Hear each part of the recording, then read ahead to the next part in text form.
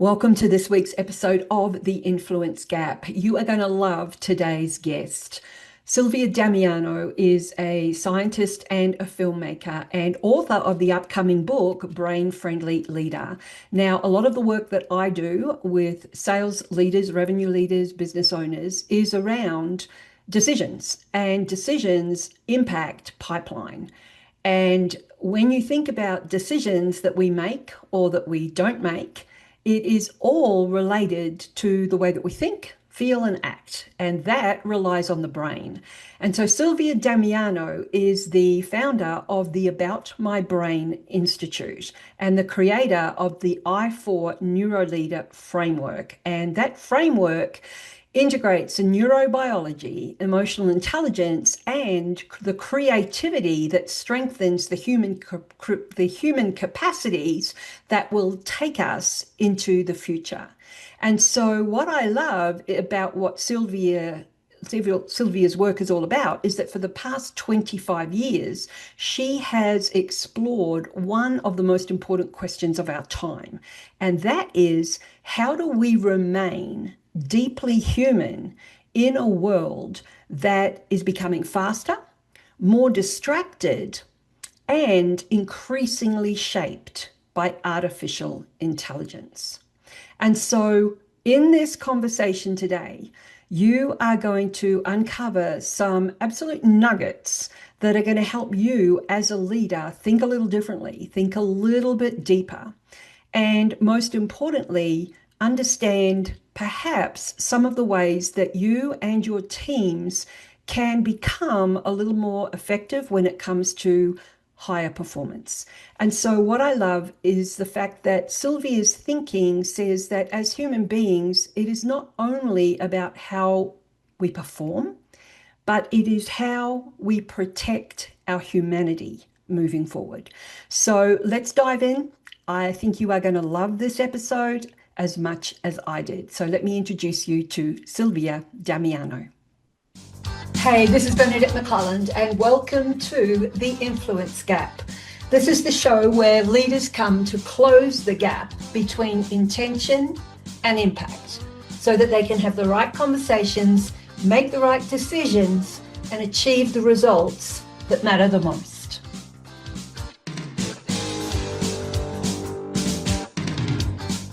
Silvia Damiano, welcome to The Influence Gap. Thank you. Thank you, Bernadette. It's we've known each other for a number of years now, and I had the privilege of attending your movie that you launched when you took that around the world, Make Me a Leader. That's correct. Which was amazing. I also completed your I4 NeuroLeader certification. Mm-hmm. And I also bought, when I moved to America, only half a dozen books. And yours was one of them. Oh, thank you. That's a privilege. Thank you very much. Yes, so I love your work. And for anybody listening, you may think you're listening to Gloria from Modern Family, but trust me, it is Silvia Damiano from About My Brain Institute. Thank you, Bernadette. What a wonderful introduction. Thank you. So today feels nothing like an interview. It is going to be an absolute beautiful conversation between two people who care very deeply, not just about leadership, but also about human potential. That's correct. Yes. Yeah. Now, your book, Leadership is Upside Down. Usually I ask people, when was the moment that they kind of leaned in to the calling that they feel that they have, or felt that they kind of made that decision to go down the path that they are going down. Now, I do remember, and correct me if I'm wrong, were you on a plane traveling somewhere? Yes, I was coming from Perth from a conference back to Sydney. And when I was around the middle of the country, closer to the Ayers Rock or whatever route the planes take, I had this epiphany in my head about a leadership model, because obviously I was working on this. And it came crystal clear to me that every company wants people to perform, to collaborate, to innovate, and to be agile. But what was more important is to identify that you can tell people to perform, but if you don't explain how to do it and what biological processes underpin performance or underpin collaboration or underpin innovation and agility, you are not teaching people how to develop properly. You're not giving them a pathway. So one thing is to score people about how they are doing. Another thing is to teach them, once they score, what to do about it. Yeah, because the people listening and watching are typically in the sales field, sales leaders, salespeople, business owners. And when we think about performance, we tend to think about numbers and That's right. productivity and KPIs.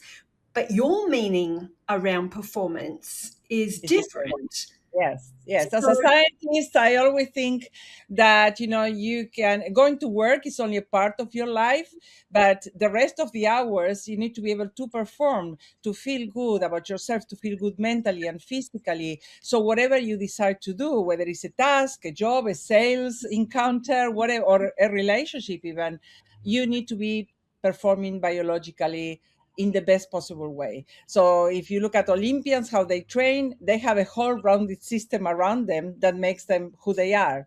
And it's not just how fast they run, it's about how they take care of themselves, how they sleep, their nutrition, their relationships. So all of this is under the name of performance. So if you perform well biologically, you're more likely to perform well in life and at and work. so a part of that is mental readiness. That's right. And Yes. so this is where the brain really comes into play. Yes. And so, how have we confused performance with productivity? Well, it's very easy. If you set up a business, you want your people to be productive as much as possible. And you don't care too much about if they feel 100% or if they feel 50%, providing they give you back what you Mm. invested and you are investing in them. So I think that the driver of productivity on its own is a fallacy, because we are not Mm. machines. We need time to rest, we need time to unwind, we need time to think about the ideas that progress our organization or our work. And that's why probably robots and AI is so appealing for business owners, because they don't have all of these things. But we are going to be missing out on people's anticipation of the future and creativity if we don't pay attention to people's needs. So, where do you think, like, I mean, we're talking about AI replacing people, and Mhm. we'll kind of talk about AI for a second, I guess. Um, and we're seeing people losing their jobs, and we're seeing businesses, offloading people under the guise of productivity and more efficiencies and all the rest of it. I'm just wondering if there's a different question that should be being asked, and that is, I'm wondering if AI is actually going to amplify great leadership and maybe show or expose average leadership. I think so. I definitely think that if you can do certain tasks faster and more efficiently, you need to use people for the capability that machines cannot provide.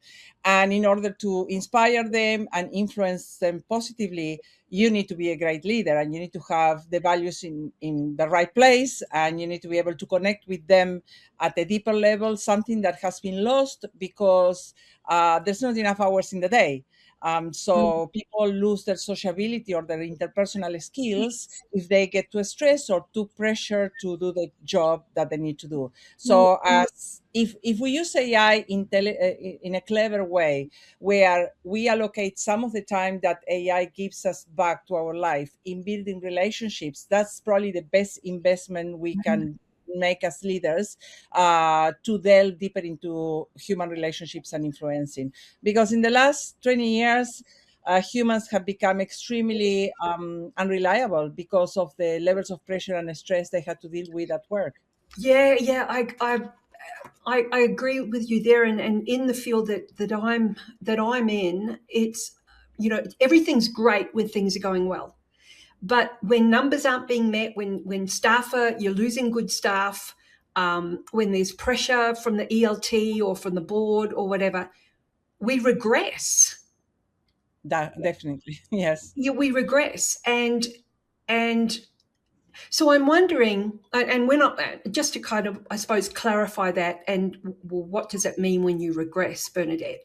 Well, in the world of sales leadership, you'll have a leader that perhaps will become a people pleaser, or you will have a leader that all of a sudden wants to control things, and we think, well, command and control is no longer now. Well, yes, it is. It is definitely there. You will have somebody that wants to fix things all of a sudden, and so that will show up.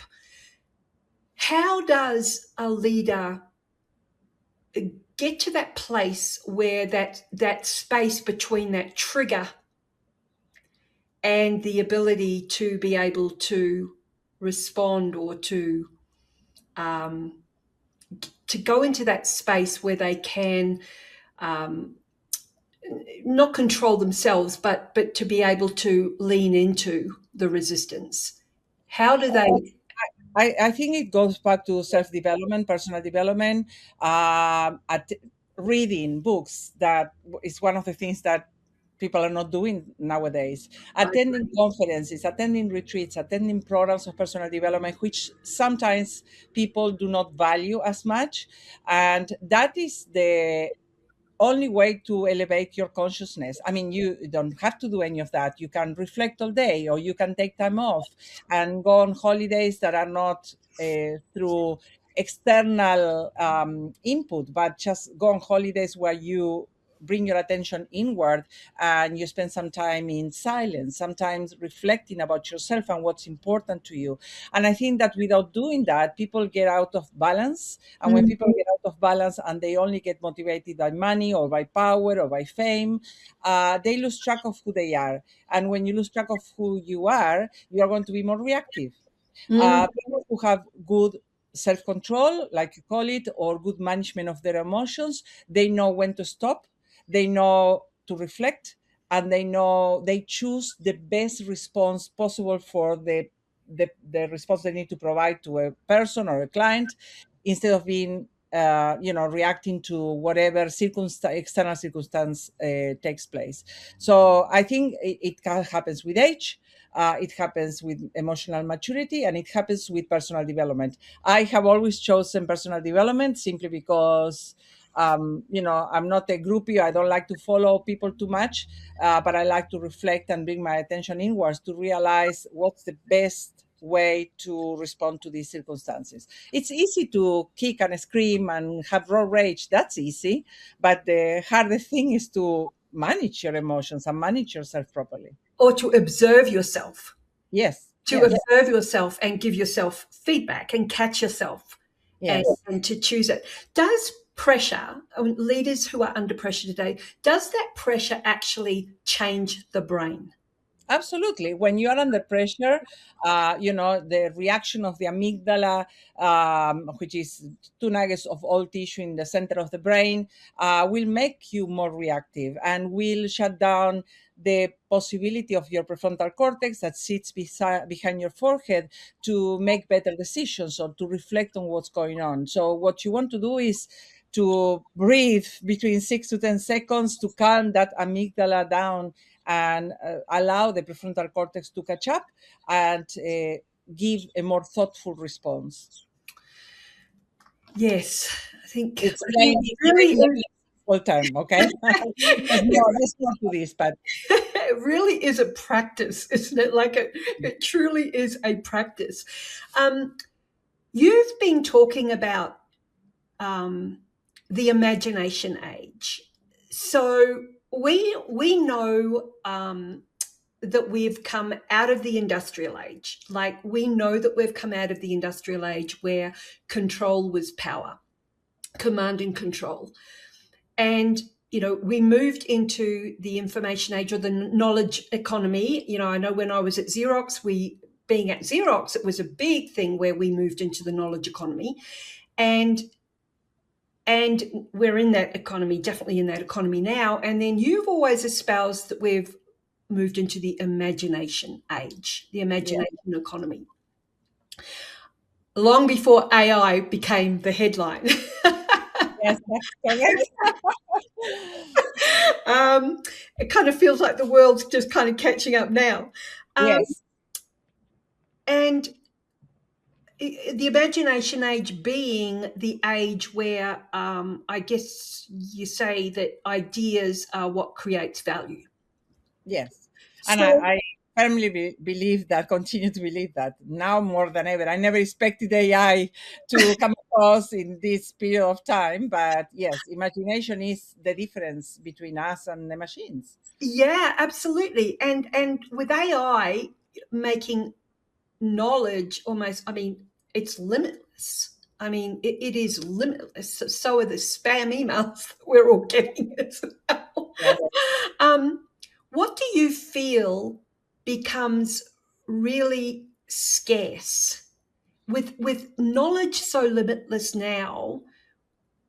Like, what's so valuable and what's so scarce now? Yeah. Yeah. Well, I would say that dexterity or very fine skills that maybe humanoid robots or robots cannot yet apply. It may happen. I don't know. That's why everybody's saying go and become a plumber, to young people. Yes. These type of skills or very refined, manual skills. And the other one is human connection and anticipation of what yet does not exist. So, AI is feeding through everything that is around and the past and people's ideas as they look for it, but it cannot anticipate. So anyone who can dream big enough, imagine, be creative, and teach that to their kids, I think they have a bit of an advantage. And then human connection and community and development of belonging, which is something we have become extremely weak. And the reason why we are so weak is because the attention has been put on making money, consuming, creating stuff that maybe we don't need. And that has a price. We are paying a price. We don't consider human life as important as we should consider considering human life. Because then younger people, when you talk to younger generations, they go, what's my purpose? Why are we here? What are Mhm. we here to do? What am I going to do in my future? Should I have kids? Shouldn't I have not Yeah. kids? So all of these questions that maybe we ignore when we were growing up or when we were in our 20s because we were focusing on working and saving and building the future, these questions are coming up in their minds at a very much earlier stage. And as people who are older, I think that the response is to provide hope. It will be a hybrid world, and we need to be prepared with the uncertainty that brings.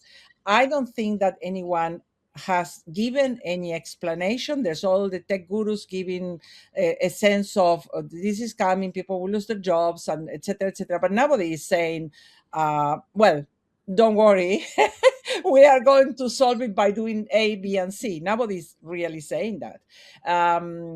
So if I had a 20-year-old, I would definitely encourage them to be very versatile, very adaptable, to explore their creativity. Even if they think they are not good at art, I would send them to learn art, not because they need to produce a painting, but it's more about making better connections in the brain.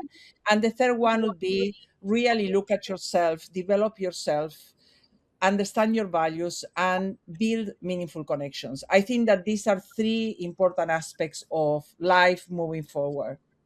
It's interesting because I've been having a lot of meetings lately, and in the business world, especially it's with salespeople, entrepreneurs, and they are super worried because they can't seem to, from a business development perspective, get their foot in the door. They are not sure where their funnel, Future, their yeah. pipeline. They don't know how to differentiate themselves. And this uncertainty that is rife now. Like it's so much stronger today than it was 5, 6, 7 years ago. And it's this ability to be able to think differently, think creatively, think outside the square. And what I'm seeing happening is more and more connections, more Yes. not from a prospecting connection perspective, but coffee meetings coming back, Yes. you know, dinners coming back. And I Yes. think from that human connection, it's almost as though what we used to do back in the day It's is coming coming back. back, like direct mail, and people are kind of connecting in the old way, just to bring that humanity back Yes. in. And I think that with what you're saying there, meaningful connections. Yes, totally. So I'm and thinking outside the square. Yes, I think that those are the two things, plus the dexterity and the fine skills that are Mm, really different to anything that a machine can provide. And also people who are skillful at a particular trade. Let's imagine designers, for example, where graphic design is disappearing, where UX is going to be replaced. The people who know about that and they can become project managers and deal with the project and the client, that those are going to be really good skills. But because at the end of the day, I am not a designer, for example, mm, so I couldn't lead a project that involves design. So whoever is a designer needs to develop the skills of project management, mm. with people, influencing people, bringing people together, but in combination with machines, allocating and assigning tasks. So it's I think that we need to remain curious, we need to be exploratory, and we need to remain extremely adaptable. Like, when people talk about agility and adaptability, this is like extremely adaptable. So if this doesn't work, very quickly pivoting to something else. And I think that when you have stagnated for a long time in a role, you have lost that capacity. You can regain it, certainly, because the brain is plastic and can grow new connections and make grow new cells, but you need to learn to pivot very quickly. Yes, I think so. And being okay with getting it wrong. Absolutely, that's the ego that doesn't allow you to. Correct. you Correct. know it's so much better to say, I got it wrong. What do you think we should do? Mm, And when people are not able to say that and change quickly their perspective, they are not being adaptable. So adaptability doesn't mean necessarily change the course of your actions.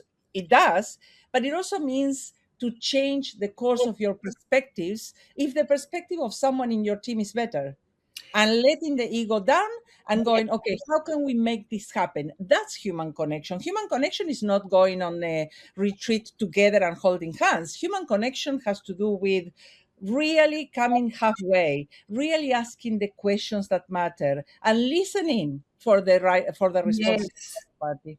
And that comes back to one of your pillars, which is curiosity. That's right.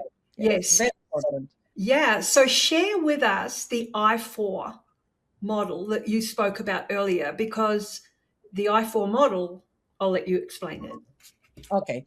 Well, we call it iPhone NeuroLeader model. And the reason is, having been in leadership development for 25 years and being certified in many psychometric tools, developing leadership models for financial institutions. When you work in that space, which is very niche and very unique, what you want is your leaders to develop the competencies that matter for the business in that particular moment in time. So when the brain started to emerge, when neuroscience applied to leadership started to emerge, I thought, okay, none of the models or none of the tools that we were using to assess leaders include the brain in the equation. It doesn't. So I went around the world for years, did a significant amount of research, and came up with this NeuroLeader model and an assessment to measure these competencies through your own responses and through the responses of people who know you well. That's called a 360 feedback assessment tool. So you have not only what you think about yourself, but you have an appreciation of how other people perceive you. And in that gap is the gap that you can act and change if people are not perceiving you the same way that you think you are. Yeah. So the model has four key competencies: performance, collaboration, innovation, and agility. And below them, each of them have four pillars. So performance is made up of integration, which means integration of the mind, the brain, and the body. Balance, which is not work-life balance, but it's more about a series of actions and attitudes that allow the brain to perform at its best. The third one is ethics, and the fourth one is mental readiness. So each of them have the four pillars, and then we call it I4 because the first pillar of each competency is integration, inspiration, imagination, and intuition. So they all start with the letter I. So my research was based on investigating what biological principles would help a person develop imagination, would help a person develop Mm. integration, and intuition. So when I started 14 years ago, the neuroscience was pretty much emerging in terms of feeding into explanations of why these uh, human abilities were important. But I had a very strong intuitive sense of why they were important because I've seen people for 20 years doing certain things. So I fed the biology in each of these pillars.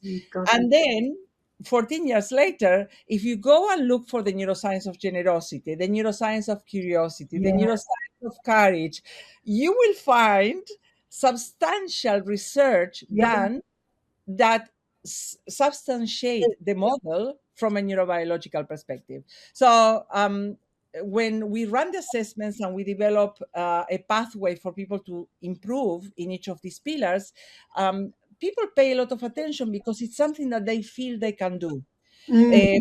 For example, just to give you imagination, how do you develop imagination? Imagination gets activated when you take breaks, when you go and sit under a tree or look at the clouds, when you are not continuously stressed and pressure in your mind, when you're not overthinking. You need to create gaps in your mind in order to allow the imagination to flourish and to notice what ideas are popping up in your head. And imagination is the precursor of creative thinking, and Yep. therefore is the precursor of innovation. Otherwise, innovation doesn't happen. Correct. So if you are putting pressure on your people and you want them to give you their best ideas in a business meeting where people are tense and stressed, that's not going to happen. You need to allow moments of the day for people to regain that capacity. And that is where in the shower you get those Yes, aha moments exactly. because it's a brain thing. From It's the brain. memory, it's the It's the brain. gamma. I think it's the gamma. Yeah, it's well. What happens is 300 milliseconds before an aha moment, you have a burst of gamma activity. Yeah. But before having this burst of gamma activity, you need to be able to access your alpha brain waves, which are Yeah. slower waves, 1 second before.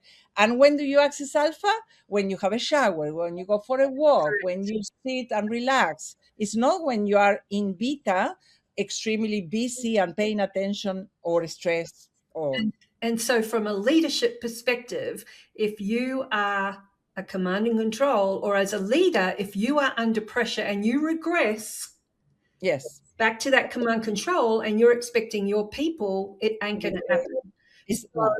exactly. So, so understanding. So, if we think about a business, for example, they're investing a lot into AI transformation. So, imagine if they invested into brain friendly organizations and Yes. they did this, they in parallel they created a brain friendly organization in parallel with an AI transformation organization, and that's what you do. um, Yes, exactly. Which is what we have been promoting. We have seen people extremely smart, extremely numerical, very fact based.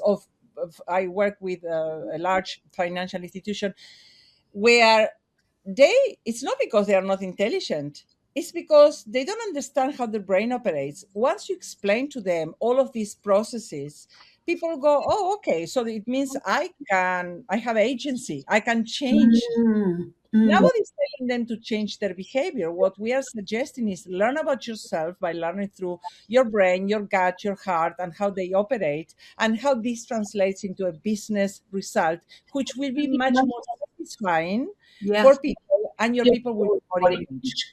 Like when you do engagement surveys in organizations, the people worry about, oh, is it 60%, 70%, 40%?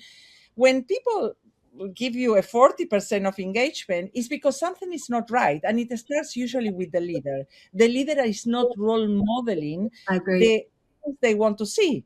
And every piece of work starts with the leader adjusting and understanding how to create a brain friendly culture. I agree. I agree. And that brings me to the movie that you made, the documentary, Yes. Make Me a Leader. Yes. And um, I remember thinking it was documentary about leadership was really a documentary about becoming more human. Yes. um, Yes. so what was it that surprised you about making that documentary, that film? Being so passionate about leadership and, coaching and running workshops and continuously being at the receiving end of leadership training, people always told me, I wish my brother knew this. I wish my wife knew Oh, this. I wow. wish. Yes, and that happened for many, many years. So probably my mission in life was, can we make leadership training available through a movie, through a documentary, to everybody or anybody who wants to watch it? So leadership is not a panacea. Leadership is not, it's not something that people can relate to very well, because they think leadership and they think people in leadership positions. But the reality is, we are all leaders of our own lives. We lead our families, we lead our children, we lead our friends, we lead a project of renovating a house. So if we don't have this understanding that leadership applies to all, and we do something about it, or to develop the skills we need, then it becomes something that belongs to someone else, not to us. So the movie was done with the purpose of teaching through stories of leadership of various people, and by interviewing experts in different areas, uh, uh, to share this understanding of what leadership looks like and what can people do if they want to develop further. This is not for people who don't want to do anything about their lives. This documentary is designed or developed or created for people who want to look at it and say, well, actually, I can do something about my own life, and I can be a better person and a better leader, or whatever you want to call it. But, we all have a desired state and we have a current state. There's always room for improvement for absolutely everyone, for myself included, for you included. So if we want to go here, and we are here, and I'm not talking about achieving a better house, a better car, that you can include it if you want to, but I'm talking about being a better human while you are on this earth. There's always something you can improve. Exactly. And that's what the leadership, the influence gap is all about, is that intention that we all have and the impact that we want to make. And That's so right. that is exactly it. And so if I remember, as part of that movie, that documentary, correct me if I'm wrong again, because it was a wee while back, did you have some kind of a cap on your head? Yes, yes. What was that? What was that? Yes, that cap was EEG, with different sensors that they measure your brain activity on the surface when you are, in this case, it was a meditation exercise. So I was with Dr. Travis from Maharishi University in Iowa in the US. He has studied transcendental meditation for 40 years. So when I went to interview him for the movie, we did the cap thing. He looked at my brain if I was actually meditating or not. And it was probably, that meeting was the epitome of my career. It was a fantastic conversation to talk to him, to talk with him.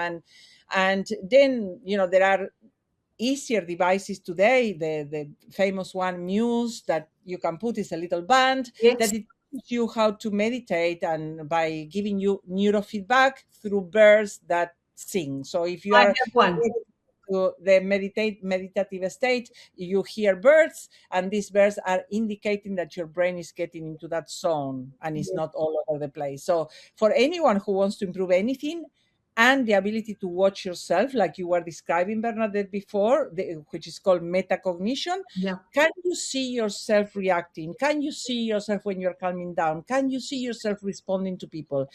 Then you do this type of training, meditating, because it's probably one of the cheapest and easiest options that anyone can Yes. do. I was so annoyed. My husband didn't hear birds, and I heard them all the time. But look, Sylvia, if you could leave leaders with one thought as they navigate this next decade or however long of AI, uncertainty, busyness, change, noise, whatever it may be, what would you want them not to forget about being human? I think that we are not yet immortal. That might come or not. I don't know. I certainly don't want to be immortal. But while we are here, if you can make a difference to people, to your family, friends, people you don't know, and you give more than what you take, we are probably going to get a better world to live in. When you take more than you need, or when you take more just because it fits your ego or your addictive nature to greed, we are not going to go the right way as a society, as a humanity. And if you have children, the message of people who have lived here longer than the children is about living a better world, living hope for them, making them feel that while they are alive, they can live and they can enjoy their life. Nothing else matters at the end of the day, because if we make other things a priority and we damage the planet that we are living in, and we damage the future generations so they don't want to have children because the world is, Yeah. then what are you doing? What are you doing? So if you're a leader in charge of an organization, if you have your own business, always make sure that you leave an imprint for others to follow, or a footprint. So it's not just about money. It's not just about, being the best or the greatest. For what? For what? Or what? Because That's mortality is not here yet. such wise words. Now, before we finish, there's a couple of things. One, I want for you to share how people can get in touch with you or access your materials.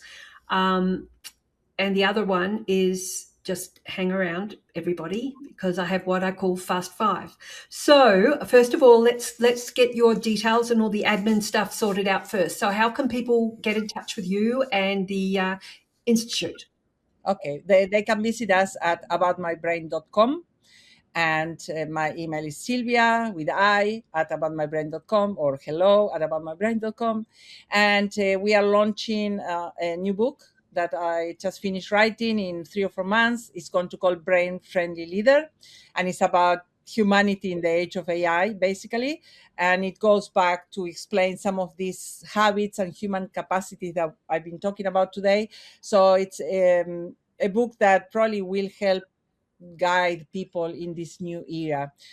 So yeah, that's how they can get in touch with me. Fantastic. So hang in there. Couple more minutes. Fast five. Sylvia, one word answers. Okay, no problem. Your brain is down.